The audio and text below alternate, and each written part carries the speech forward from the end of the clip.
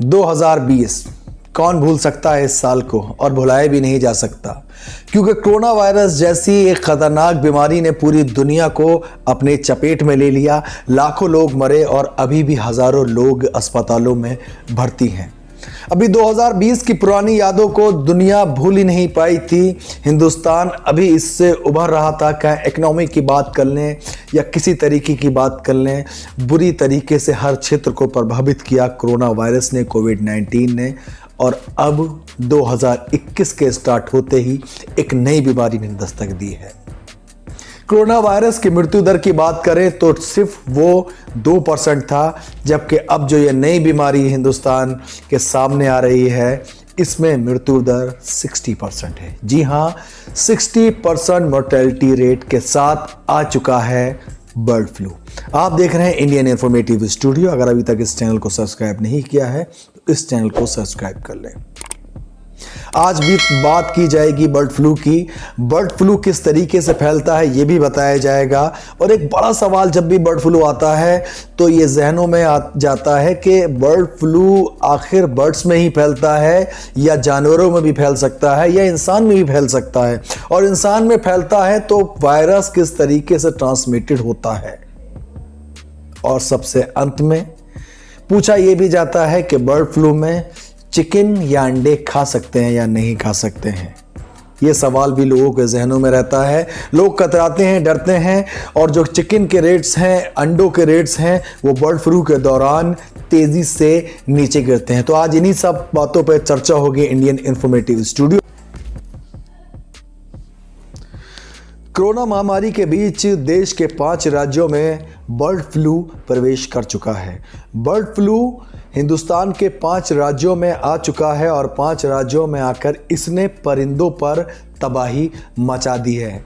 राजस्थान, मध्य प्रदेश, हिमाचल प्रदेश, केरल इसमें शामिल हैं, और हिमाचल में सबसे ज़्यादा नुकसान हुआ है। अभी बीते दिनों रिपोर्ट में हज़ारों चिड़ियाँ एक नहर के पास मरी मिली। यानी कि ये तो तय है कि बर्ड फ्लू काफ़ी तेज़ी से परिंदों को प्रभावित कर रहा है। अब सवाल यह है कि क्या ये इंसानों को भी प्रभावित कर सकता है? अगर प्रभावित कर सकता है तो किस तरीके से इंसानों में ये वायरस एक इंसान से दूसरे इंसान तक ट्रांसमिटेड हो सकता है। हम आपको बता दें, जो चिड़ियाँ प्रवासी चिड़ियाँ होती हैं, जो माइग्रेटेड बर्ड्स होती हैं, उनसे ख़तरा ये बढ़ जाता है क्योंकि वो एक जगह से दूसरी जगह जा सकती हैं।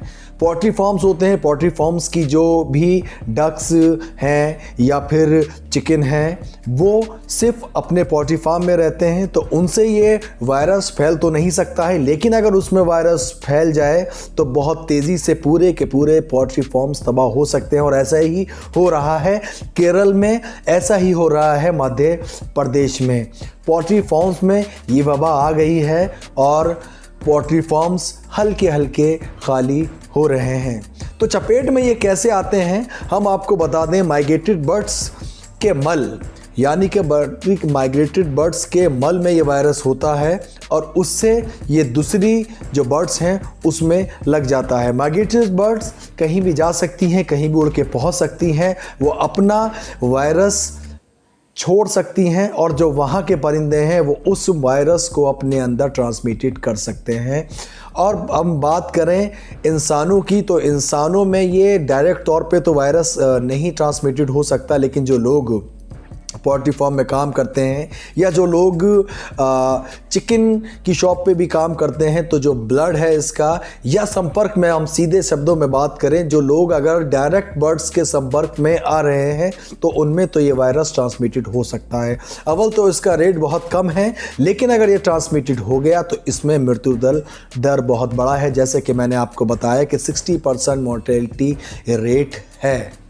और अगर हम बात कर लें कि इंसानों में ट्रांसमिशन कैसे होता है, ट्रांसमिटेड की क्या संभावना है, तो अगर एक इंसान दूसरे इंसान से बहुत करीब है, जैसे कि एक बच्चा अपनी माँ से करीब होता है, तो उन परिस्थितियों में ये ट्रांसमिटेड हो सकता है। लेकिन उसके अलावा इसके कोई ऐसे चांस नहीं है कि ये एक इंसान से दूसरे इंसान में ट्रांसमिटेड हो सके।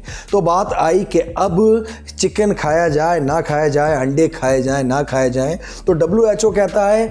अगर 70% यानी कि 70 डिग्री सेल्सियस, माफ़ कीजिएगा 70 डिग्री सेल्सियस तक अगर उस चिकन को, उस गोश्त को पकाया जाए तो उस सेल्सियस, उस टेम्परेचर में कोई भी वायरस टिक नहीं सकता, यानी कि वो मर जाता है। तो अगर आप अंडे या चिकन या पोल्ट्री जो भी मीट होता है उसको अगर आप 70 डिग्री सेल्सियस तक पका के खा सकते हैं तो आपको इस फ्लू से कोई ख़तरा नहीं है। हालांकि जानकारों का मानना ये भी है जो सेमी कुक्ड फूड होता है या सेमी कुक्ड आइटम्स आपको मिलते हैं उसमें ये ख़तरा थोड़ा सा मौजूद रहता है, तो आप परहेज़ कर सकते हैं जो सेमी कुक्ड फूड हैं या चिकन्स के आइटम्स हैं, लेकिन फिर भी इसमें वो ख़तरा नहीं है जो ख़तरा किसी और बीमारी में होता है या किसी और फ्लू में मौजूद होता है। तो आप चिकन और अंडे आराम से खा सकते हैं। तो और बहुत सी जानकारियाँ हैं इसको लेकर, लेकिन इस वक्त से वीडियो में उद्देश्य यही था कि चिकन फ्लू एंटर हो चुका है हिंदुस्तान में, इससे सावधानी बरती जाए। और अगर आप चिकन या अंडा खा रहे हैं तो किस तरीके से आप उसको खा सकते हैं, यानी कि 70 डिग्री सेल्सियस पर उसको पकाकर आप खा सकते हैं। किस तरीके से ये ट्रांसमिशन होगा इसका वो भी आपको बता दिया है। परहेज़ करें सेमी कुक्ड जो कि फूड होता है चिकन आइटम्स में। तो फिर किसी और इन्फॉर्मेटिव न्यूज़ के साथ होगी आपके साथ मुलाकात। आप बने रहिए इंडियन इन्फॉर्मेटिव स्टूडियो के साथ। अपना बहुत सारा ख्याल रखें। जय हिंद।